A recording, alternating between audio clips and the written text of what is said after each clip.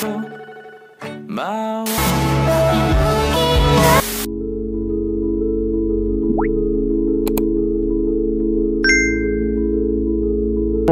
September 6, 2025, bandang alas 8 po ng umaga, nagkaroon po ng sunog sa Barangay Central, Bikutan, Taguig City. Itong si Patrolman Advincula na naka-off duty during that time to celebrate his birthday, agad po na nagresponde at tumulong po doon sa pag-apula ng sunog. Yun nga po, kaarawan ko yun ng September 6. Asikaso na kami para sana magsimba, saka mamasyal ng mga bata. Kakagulo na po sa labas. Nung tinawag po ko ni Mrs. sa kwarto, lumabas po ako ng bahay namin. Alam niya na may sunog, nawala na po siya. Tapos andun na po pala siya sa kapitbahay na. Kaya po ako nakaabot sa second floor. Ang intention ko lang po talaga is tulungan si fire volunteer na hilahin yung hose papunta ron doon sa nasusunog na bahay. Siyempre po kayo nakabahan. Nahanap ko siya kung nasan na siya. Kasi baka makapahan po siya. Hindi ko na rin po naisip agad yung kaligtasan ko. Sa amin naman po sa pag-police namin, naka-duty man kami o off-duty kami, talagang nakahanda kaming tumulong. Hindi talaga po pwede na pabayaan mo lang kung may nakita ka dyang insidente. Ang maliit na bagay na ginawa ng ating pulis ni Patrolman Vincula ay kumbaga naging malaki yung impact na hindi lang dito sa area ng Parañaque kundi pati rin po sa nationwide po. So naka-receive siya ng award sa ating mismo sa City Police Station ng Parañaque, sa Southern Police District, sa buong Metro Manila. Yung trabaho ng mga pulis natin na despite sa mga sunod-sunod na mga problema na na-encounter ng ating kapulisan, kahit papaano yung mga maliit at simpleng bagay na nagagawa nila, nire-recognize po ng PNP.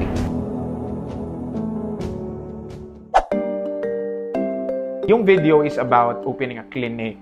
The caption was, 27 years studying medicine, pero I started my practice with a 350 and 300 peso consultation. And then, pagising ko na lang, boom, nag-viral siya. Sama na po natin ngayon dito sa Zoom si Doc Russell Guadilla. Si Doc Russell Guadilla. He's here! Good morning, Doc! Yung rate ko, it was tailored to the community that I am serving, which is, at that time, West Rembo. It's approximately a 30,000 population na community. And then, walang clinic na open. For me, ito lang kasi yung parang pinakatamang price to make healthcare affordable sa community. Yung price, hindi siya something na trip ko lang or gusto ko lang. So, maraming factors involved. Sobrang hirap pa ng buhay ngayon. Kaya, laking tulong si Doc talaga na mas lower yung fee niya. Ay, katulad sa amin, sakitin yung mga anak ko. Kasi kung unlike sa iba 900, 800, 1,000, 1,200. Siyempre bilang nanay, hindi naman tayo namumulot ng pera, napakahirap kitain. Morning, sir. Pura lang din yung med search sa kanya, yung check-up. As kung hindi mo kaya yung bilhin yung gamot, pre-recommend siya ng mas murang brand para mabili mo. And then, also, may mga dumadayo talaga para sa kanya. Pupunta siya dito. Nakakataba ng puso kasi these patients na nagta-travel from very far places, bumabalik din. So I know na I'm doing something right kahit papaano.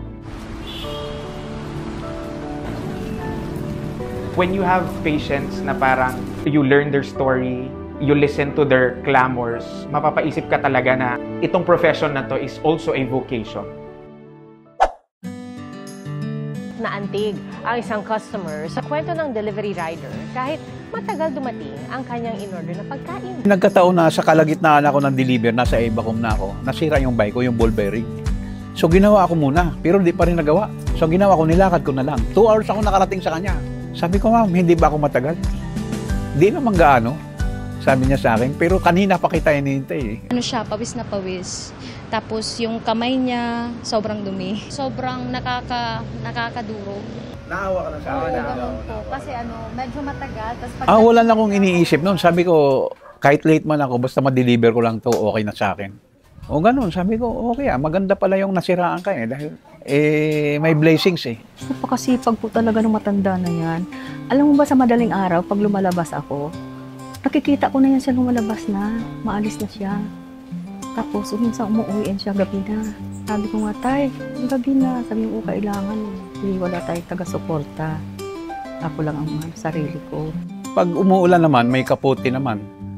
At saka pag umuulan, maraming booking kasi yung mga tao ayaw lumabas eh. Pa-deliver lang sila, pa-deliver. Mas kumikita ako pag umuulan. At saka napansin ko kapag matanda ka na, maraming nagtitik eh. Pagkat mga anak ko, tumang-tuwa kay tatay. Sabi, oh, ito na si tatay, na-viral na si tatay. Sabi gano'n. Eh, sabi ko nga thank you Lord, kasi nga, kahit papaano maraming taong na-appreciate yung ginagawa ni tatay na pagsisikap.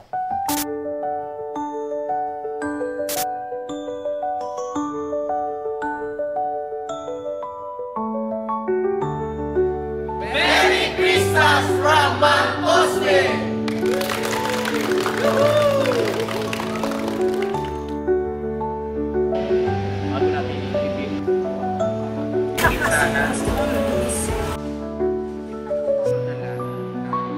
Hindi naman po namin intensyon yung viral videos na yan.